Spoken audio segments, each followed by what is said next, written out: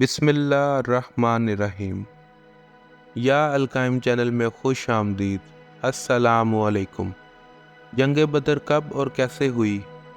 غزوہ بدر سب سے پہلی اور اہم جنگ تھی جو 17 رمضان المبارک سن 2 ہجری کو مقام بدر مسلمانوں اور مشرکین قریش کے درمیان میں لڑی گئی۔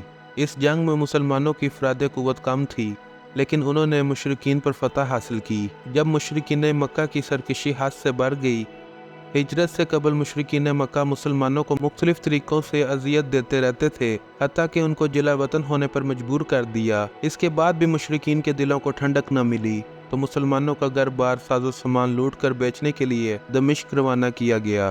ابو سفیان کی سربراہی میں مسلمانوں کو جنگ کرنے کی اجازت نہیں دی، بلکہ امن پسندی سے رہنے کی نصیحت تھی۔ جب ان کو اپنا گھر بار ساز و سامان لوٹتا نظر آیا تو انہوں نے جنگ کرنے کا ارادہ ظاہر کیا، تو حضرت محمد صلی اللہ علیہ وسلم نے جنگ کرنے سے انکار کر دیا۔ تب حضرت محمد صلی اللہ علیہ وسلم پر وحی نازل ہوئی، لڑو، اللہ کی راہ میں لڑو، ان سے جو تم سے لڑتے ہیں، اور انہیں نکال دو جہاں سے انہوں نے تمہیں نکالا تھا، اور ان کا فتنہ تو قتل سے بھی سخت ہے۔ ان سے لڑو یہاں تک کہ کوئی فتنہ نہ رہے۔ ایک اللہ کی عبادت ہو، پھر اگر وہ باز آ جائیں تو زیادتی نہیں، اور اللہ حد سے بڑھ جانے والوں کو پسند نہیں کرتا، تو لڑو، اللہ کی راہ میں لڑو۔ اس وحی کے بعد مسلمانوں کا 313 افراد پر مشتمل جنگی قافلہ بدر کے مقام پر پہنچا۔ یہ خبر اسی وقت مکے میں پہنچ گئی۔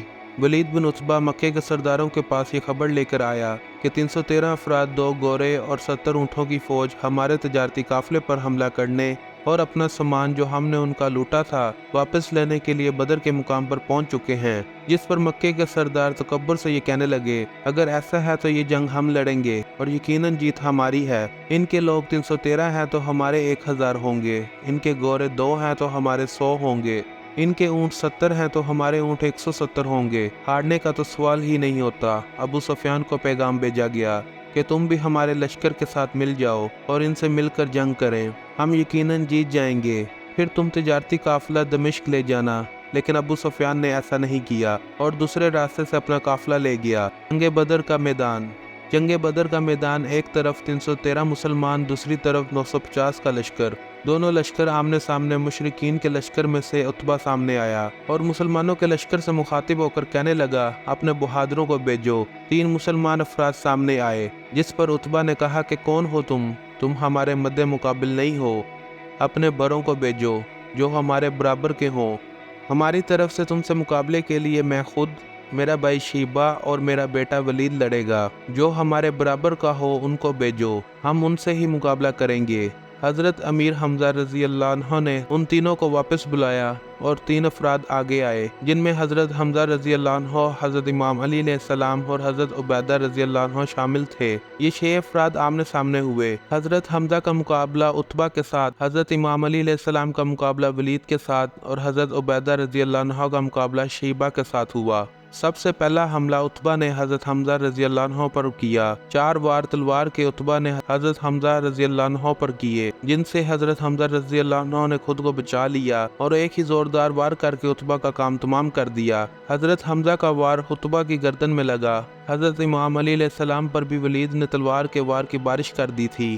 ولید حضرت امام علی علیہ السلام پر وار پہ وار کرتا گیا اور حضرت امام علی علیہ السلام پرسکون سے سب ہی وار کا دفاع کرتے رہے۔ جب ولید نے حضرت امام علی علیہ السلام پر 9 وار کیے اور 10واں وار کرنے ہی والا تھا، تب ہی حضرت امام علی علیہ السلام کی تلوار چلی، تلوار حیدر چلی اور کب ولید کو واصل جہنم پہنچا کر واپس آئی، کسی کو پتہ ہی نہیں چلا۔ سب ہی نے دیکھا کہ ولید زمین پر پڑا ہوا ہے۔ عتبہ اور ولید کی موت کے بعد حضرت عبیدہ رضی اللہ عنہ اور شیبہ کا مقابلہ بھی مورخین نے بیان کیا ہے، جس کی 2 روایتیں ملتی ہیں۔ پہلی روایت ملتی ہے کہ جب حضرت عبیدہ رضی اللہ عنہ اور شیبہ کا مقابلہ ہو رہا تھا تو دونوں ایک دوسرے پر برابر وار کر رہے تھے۔ پھر حضرت عبیدہ رضی اللہ عنہ نے ایک وار کیا جس سے شیبہ کی تلوار گر گئی اور اس نے خنجر نکال لیا۔ جب حضرت عبیدہ رضی اللہ عنہ نے اس پر تلوار کا دوسرا وار کیا تو شیبہ نے حضرت عبیدہ رضی اللہ عنہ کے پیٹ میں خنجر مار دیا۔ یہاں پر 2 روایتیں ظاہر ہوتی ہیں۔ ایک میں ہے کہ خنجر لگنے کے بعد آپ نے تیزی سے تلوار کا وار کر کے شیبہ کو مار دیا، اور دوسری रवायत ये है कि खंजर लगने के बाद हजरत उबैदा रजी अल्लाह अन्हो जख्मी होकर जमीन पर गिर पड़े